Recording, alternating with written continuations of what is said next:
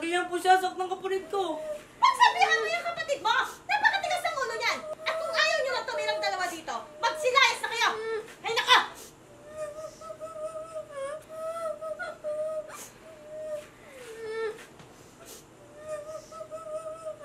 Kuya, umalis tayo dito. Di naman tayo maalis. Diyan lagi niya tayo sinasaktan.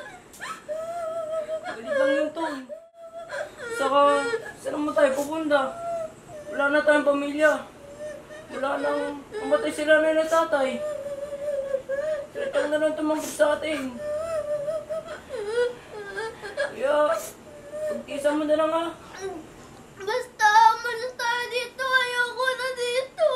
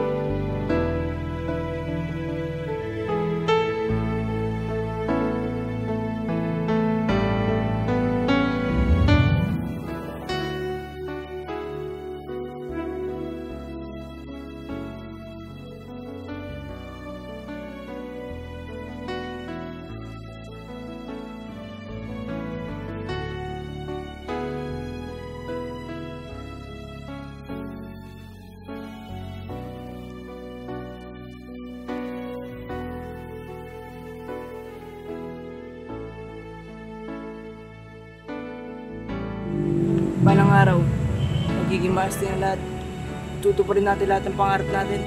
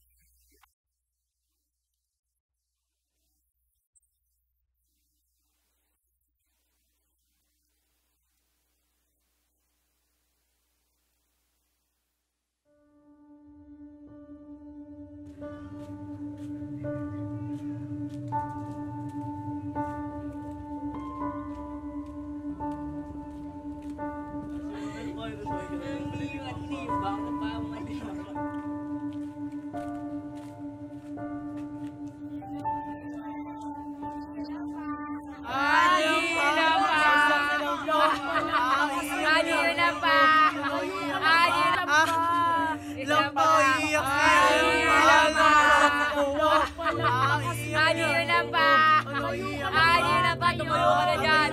Ilan pa? Ilan pa? Ilan pa lang yung panahon? Ilan pa? Ilan pa? Bumalik ka dito! Oo nga, bumalik ka dito.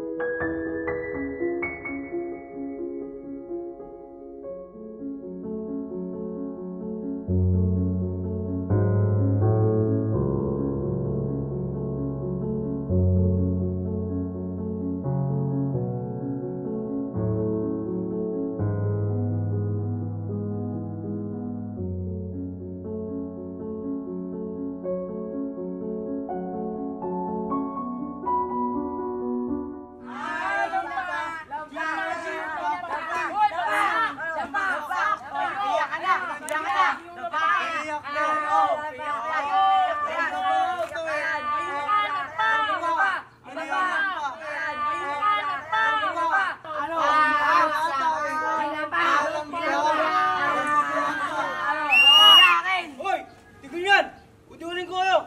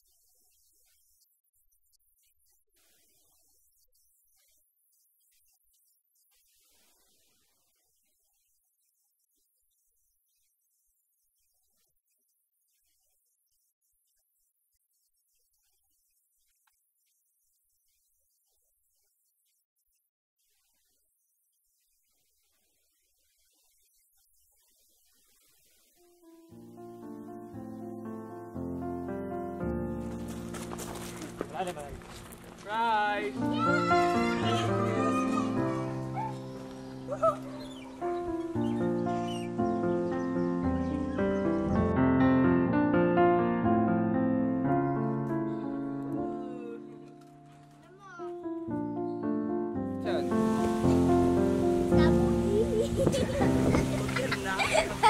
Kapag yan, butas ka nga ako.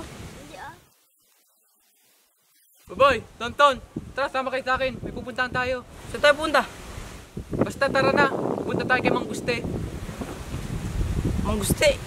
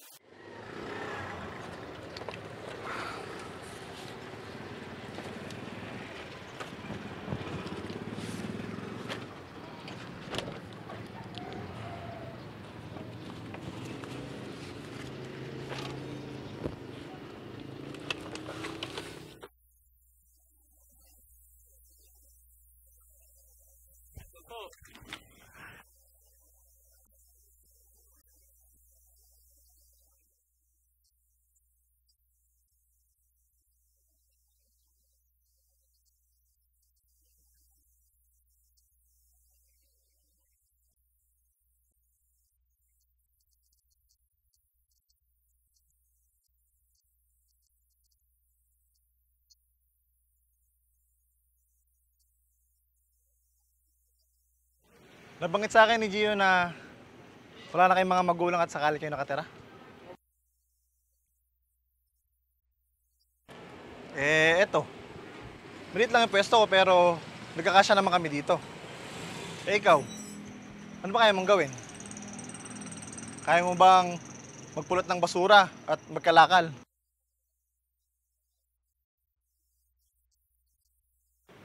O sige, ako ang magtuturo sa'yo.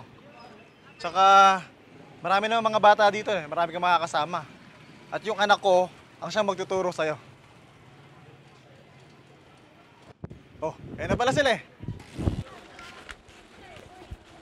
Ano ba nakuha mo? Tay!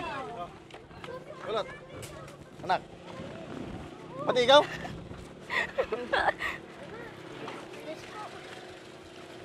Mabango nyo ah!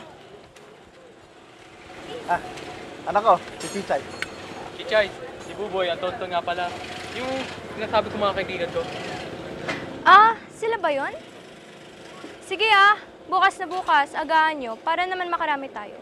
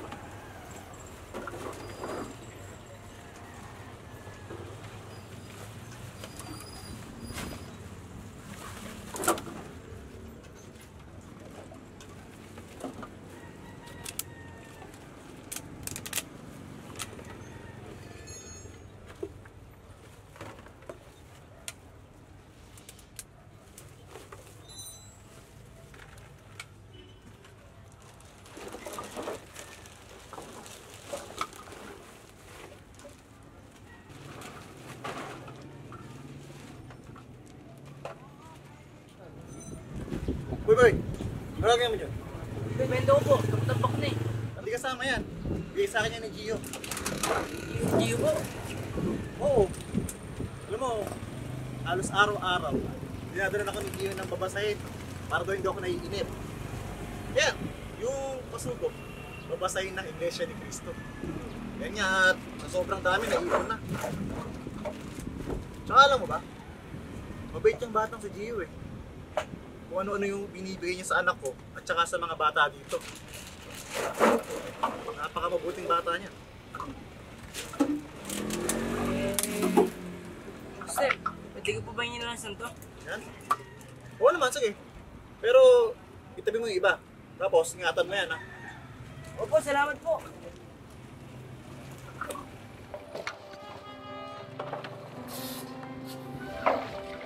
Sige, mag-iingat ka.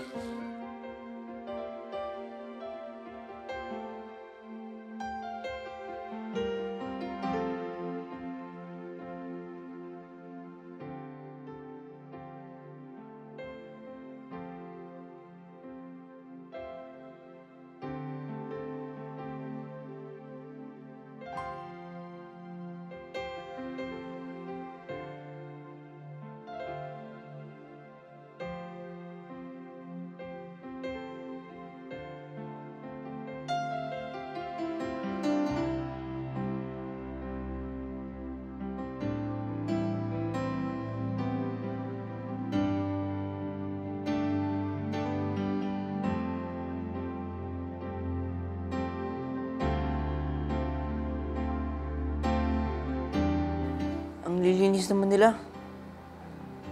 Tapos, ang gaganda pa ng mga damit. Ako, dumi-dumi. Wala din magandang damit. Pwede kaya din dyan kahit mahirap? Kahit madumi? Kahit yung katulad ko?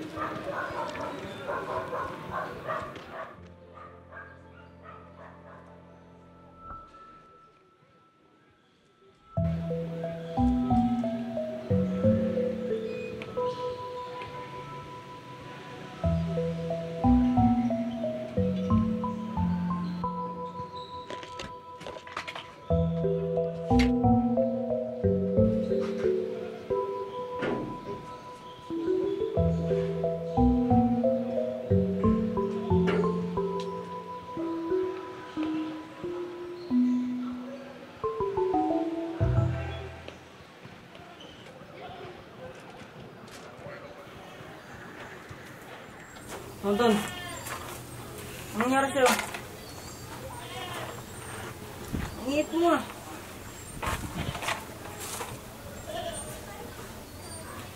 Hilata. Ito hilata.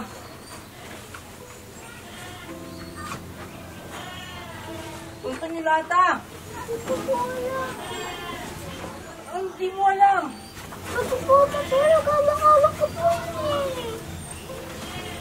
Tonton yung lata! Tonton! Yung lata nung... Tonton naman eh!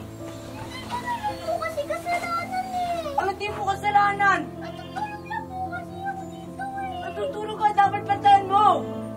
Tonton naman eh! Pinaghirapan ko yung Tonton! Tonton, inipon ko yan ng matagal! Tonton! Tonton naman eh! Saan mo nilagay yun? Tonton yung lata! Tonton naman! Tonton yung lata! Nasaan yung lata?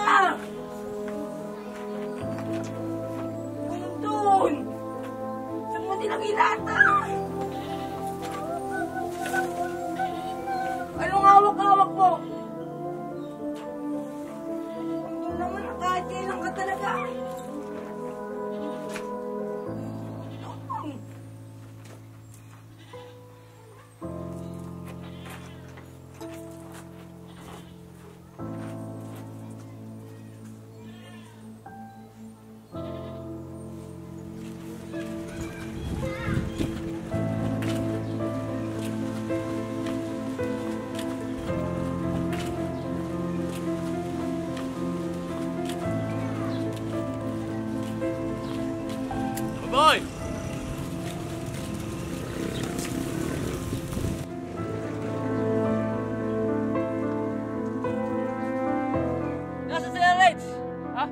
Bakit po inahalap sila, Renz? May kinuha sila hindi dapat sa kanila. Na dapat nila sole. Ano ibig mong sabihin? Paano ka nakasigurado na sila kumuha? At bakit nila gagawin sa'yo yun? Sigurado ako. Dahil may nakakita sa kanila.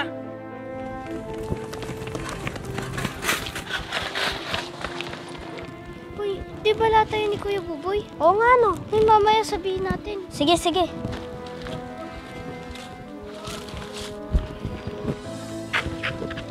Kuya Buboy, nakita namin may kumuha ng lata mo. 4 sila.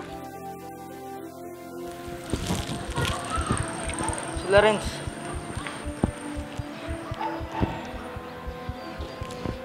Bantayan si Tondo na. Sige, Sabihin sige. siya kay Mang Gustel. Sige, sige. Alam mo, kasalanan mo to eh. Kung di kita pinagtatanggol, di mangyayari sa lahat ng to. Tuwag ka kasi! Tuwag!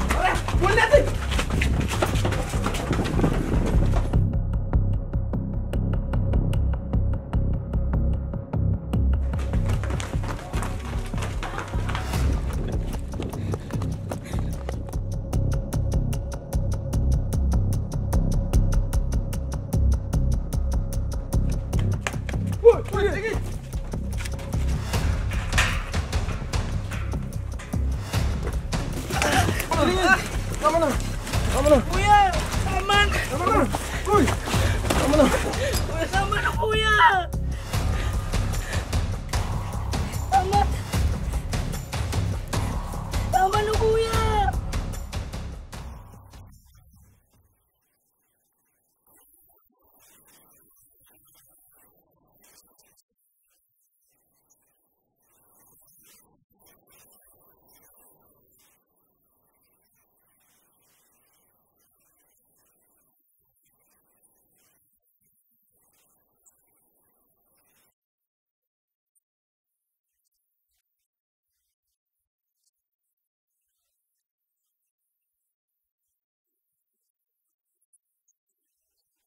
Naiintindihan ko, pero lang ang gusto mong gawin ko.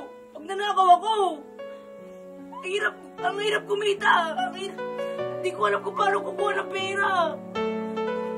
Bakit ka na babagod na rin ako? Nagugutom na rin ako. Kung nahirapan, mas nahirapan ako. Sana iniwan na lang kita eh. Oo nga. Sana iniwan mo na lang ang kila Chang. Pero nagpilit pa rin ako sumama sa'yo. Kasi ikaw na lang ang pamilya ko. Ikaw ang kapatid ko at importante ka sa akin.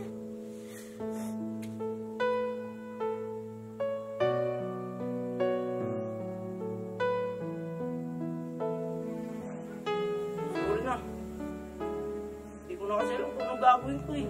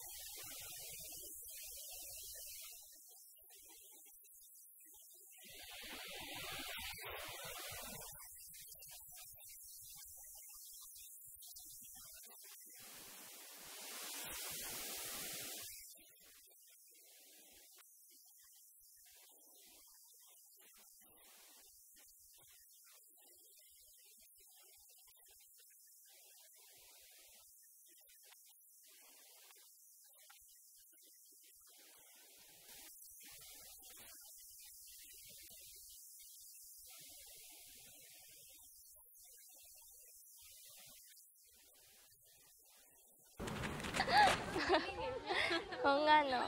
Galing natin kapon, ano? Uy! Buboy! Giyo! Giyo! Hello po kayo, Buboy! Hi, Kuya Gio! Hi, Kuya Gio! Hello, Kuya Gio! Hello, Kuya Buboy!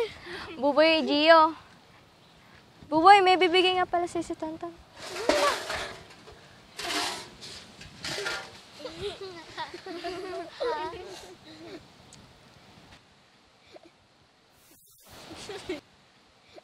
Minong amin eh. Diba? Puro malalaki. Ay, napakan. Galing. Uy, Tonton!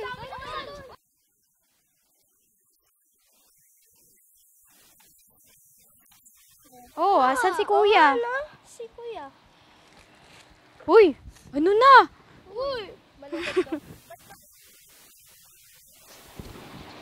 Sinasusi ako ni Kuya sa nangyari. Kaya bakit? Kaya... Ano ba nangyari?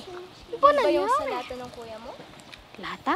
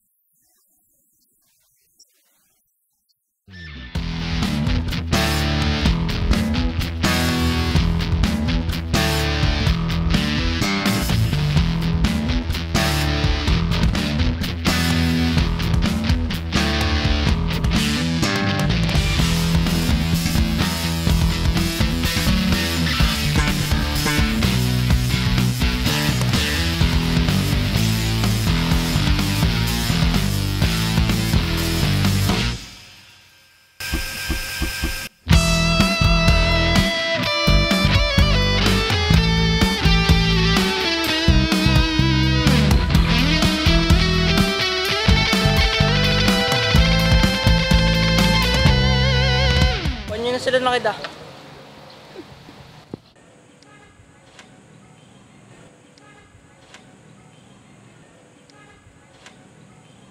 Hoy, Renz! Anong gagawin natin dito? Dito sa lahat nila, Buboy. Oo nga, parang pera pa yata ang laman. Ayokong mapagbintang ang magnanakaw. Masama yun, di ba? Eh, oo. Teka, nag-iisip ako na gagawin. Hindi pwede basta-basta isoli yan. At mas lalong laking gulo to. Ha? Anong gagawin natin dito? Siguro nang papaglitaw nila pag nalaman nila to. Ako din, siguradong magagalit sila sa akin pag nalaman nila to. Ano na, Renz? Oo, teka lang. Nag-iisip ako na gagawin. Saglit lang. Tago.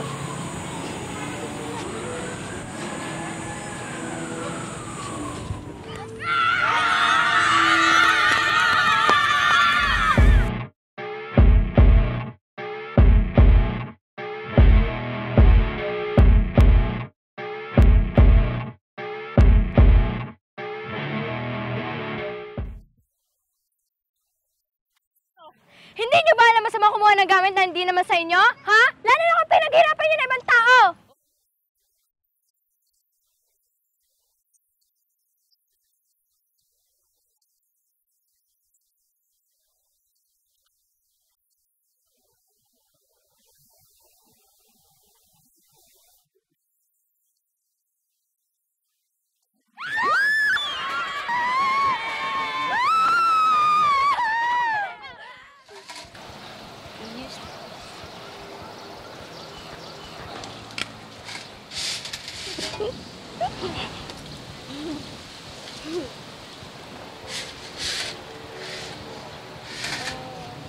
Salamat, Chijay. Salamat sa inyo lahat. Kailangan naman! Kailangan naman! Nahanap namin, di ba? Galing namin. Oo. Uy, sila.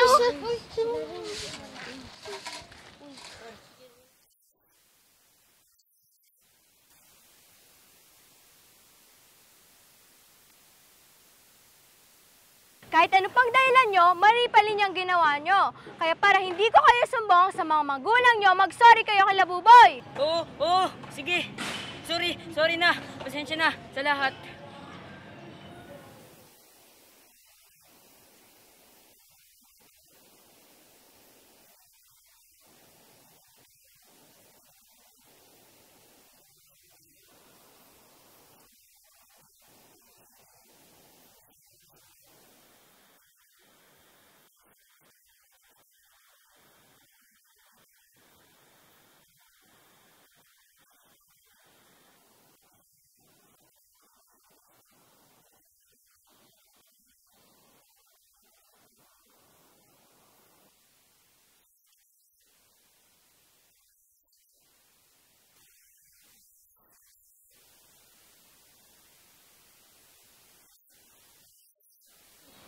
Ano?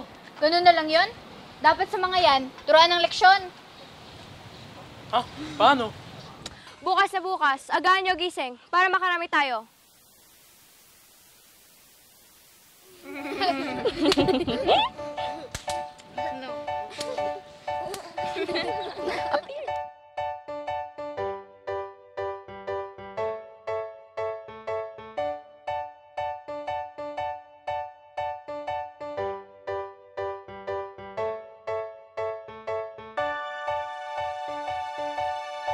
Mga bata!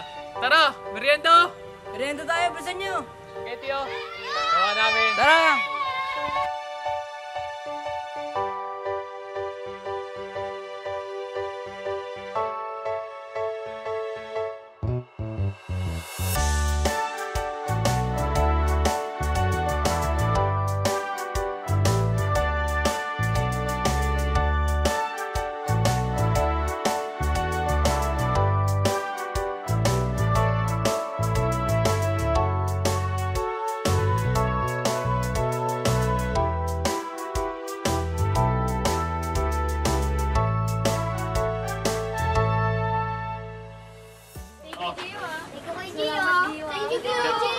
Wala nga naman. Kain lang kayo.